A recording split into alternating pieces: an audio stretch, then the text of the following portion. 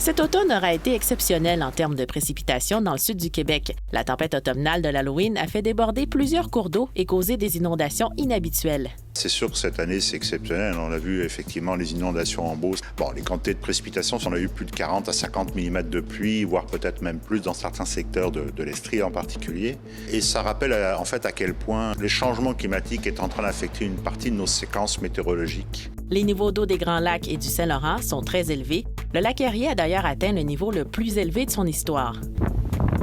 Avec ce sol saturé d'eau, devrait-on s'attendre au pire durant la saison des inondations ce printemps? En général, non. Mais ça ne veut pas dire, par contre, que ça n'a pas d'influence. Évidemment, la saturation d'eau dans le sol, les niveaux d'eau, au moment où la phase de gel embarque, que l'hiver s'installe, ça finit quand même par avoir aussi une influence sur, évidemment, cette quantité d'eau qui va être disponible pour la fonte au printemps.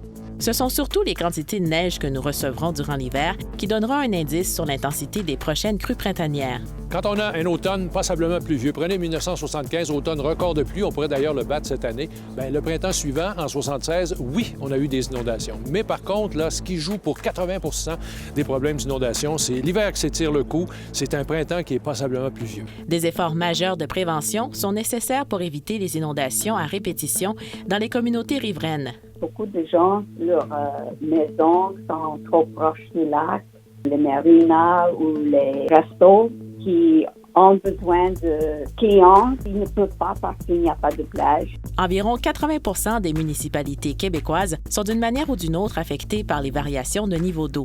Rebecca Salomon, Météo Média, Montréal.